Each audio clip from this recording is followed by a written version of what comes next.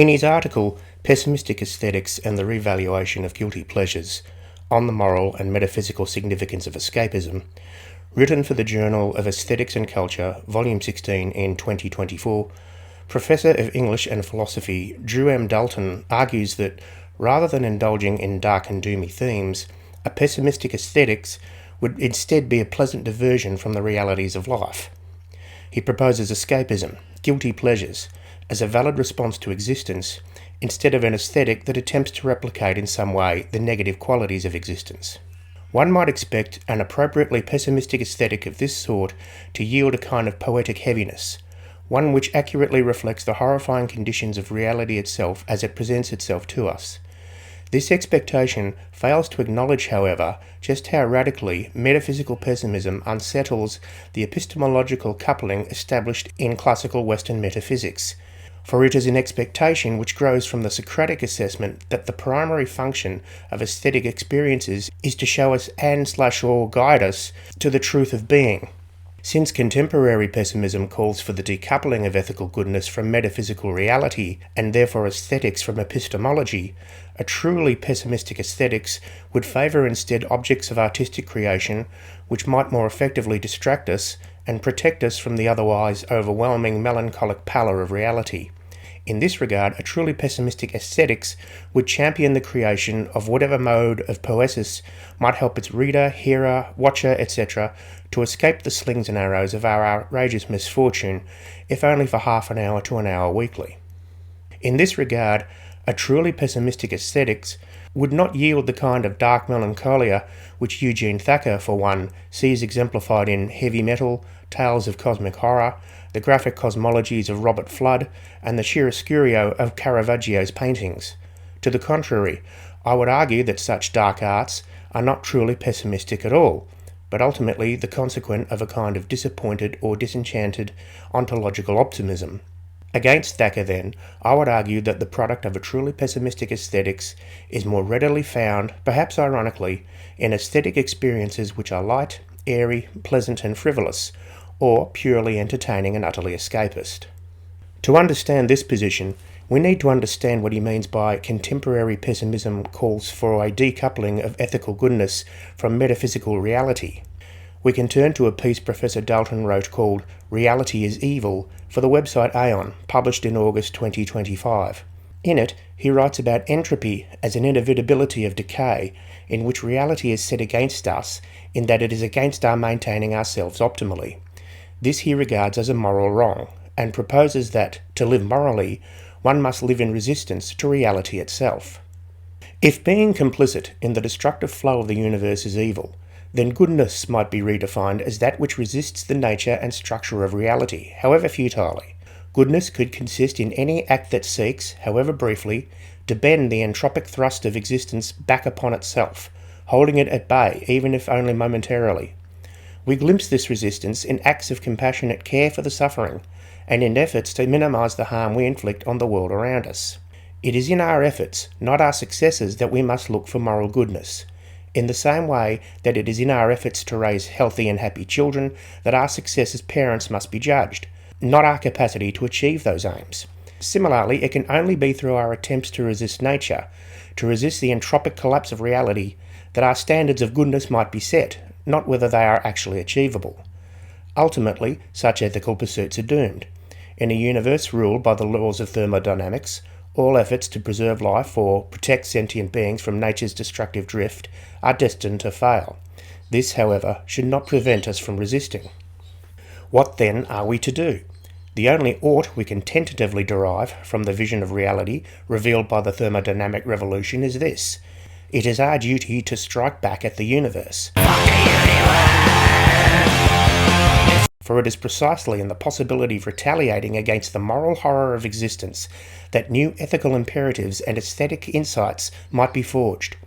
Only by striving to break free from reality's malign grip can we shape an ethics and aesthetics from the bleak metaphysics of entropic decay laid bare by contemporary science. This, then, is the task of contemporary pessimism: deriving what is morally good from serious, if quixotic, efforts to defy the very universal reality of entropic decay and demise. In doing so, aesthetics becomes a refusal to agree with the awful reality, but to defy it with what joy and pleasure we can contrive in the face of it. As an example of such aesthetics, Dalton writes about the musician Jimmy Buffett in his article The Beautiful Pessimism at the Heart of Jimmy Buffett's Music on the website The Conversation in September 2023. For Buffett, escapism was not merely something fun, some fiddling flight of fancy that can be taken up or discarded at will. It is something essential to our survival, something that, as he put it in his 1974 track Trying to Reason with the Hurricane Season, cleans us out, so that it's possible to move on with life. To love the music of Jimmy Buffett, in other words, is not to love life. It is to pessimistically admit that life is difficult and that it needs to be escaped every once in a while just to be endured. As far as Dalton describing pessimistic aesthetics as light, airy and all the rest, and setting up such aesthetics against Thacker's notion of aesthetics, it's really tempting to say, why not both? After all, the idea is to ameliorate suffering, misery, etc. Some may do it with a Chopin concerto, others with black metal, others with a few episodes of Bluey. But if the objective is the same, either can be as good as each other. When it comes to dark, pessimistic, artistic expressions, there is a cathartic element for we pessimists. Guilty pleasures aside, it's stuff like the essays of Schopenhauer, the writing of Sharon, the fiction and non-fiction of Ligotti, and so on that confirms our pessimist biases and intuitions. Whether we are ultimately right or wrong in making any argument about the value of life doesn't matter. You either get it or you don't. There are times when, instead of wanting to distract ourselves or cheer ourselves up, we want to express our distress and disgust with the world around us, and it's the poetic heaviness that allows that. And if that is the product of a disappointment in reality, what of it? How many pessimists have been people who have had previous convictions about the nature of reality, humanity and so on, abused and quashed by reality, humanity and so on? Also, if these guilty pleasures are going to be regarded as pessimistic aesthetics, that could only work if the people indulging in them are aware that that's the reason they're indulging in them. Consider people who spend a lot of time playing games on their phones or computers. It's very likely that they're doing that just to cope with the otherwise miserable boredom of their lives. But do they take in mind that it's also to stave off the cosmic horror of our awareness of the indignity and affront of existence itself? More likely it's because they're addicted to such stuff. But whatever the reason, there's a difference between someone playing Candy Crush because they're making a conscious effort to stave off the cosmic horror, etc., and someone playing Candy Crush because they're on their way to work and need to distract themselves from the fact that they're on a packed train or bus on the way to bloody work. Or someone who plays it because they've just found themselves instinctively coming back to it, the same way others instinctively come back to alcohol or drugs. In all cases, of course, it's filling a void of need, but how people perceive that void can differ when it comes to consciously examining it. The most obvious potential problem with Dalton's case, though, would be the fact that there are lives that are so terrible that aesthetic escape for them may be impossible. It is true that people living such lives do attempt such escapes. Distractions from reality are survival tactics. They are not so much engaging in aesthetic pessimism as I describe it, but more pessimistic aesthetics as Dalton describes it. Turning to things that make people happy in the midst of utter chaos and misery makes rational sense. As an example, Olivier Messiaen's Quartet for the End of Time was written while he was a prisoner of the Nazis during World War II. It was first performed by prisoners in that camp.